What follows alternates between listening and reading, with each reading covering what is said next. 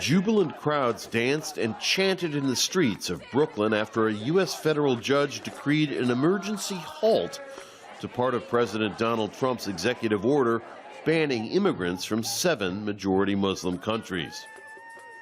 The judge ruled that sending back refugees and other immigrants with valid visas would cause irreparable harm. The ruling affects several hundred people who were en route to the U.S. or had just arrived. We are people, we are not the government.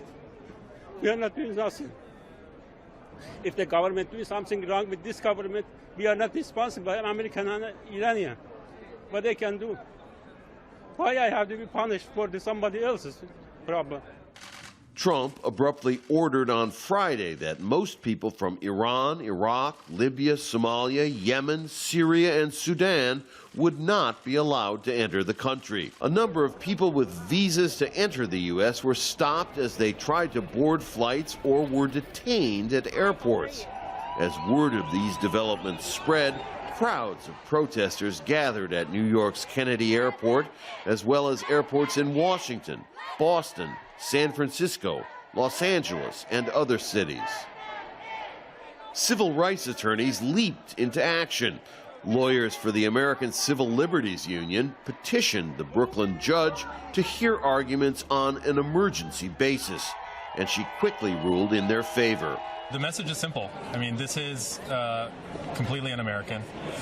This is an unlawful order, and it is making our communities much more at risk and not safer. Trump had portrayed his executive order as an anti-terrorism measure, saying the U.S. needed extreme vetting of migrants from selected majority Muslim countries. The total ban is supposed to remain in effect for several months. He also ordered that when refugees were eventually allowed to enter the U.S. once more, preference would be given to religious minorities, meaning Christians. We don't want any ban and we don't want any wall. We don't want a fascist USA. This is not like Germany, Hitler, Nazi times. This is not anymore. This is 2017. Trump's order caused an immediate uproar not only in the U.S. but abroad. The German and French foreign ministers condemned the ban, and Iran retaliated by banning any U.S. citizens from entering the Islamic Republic.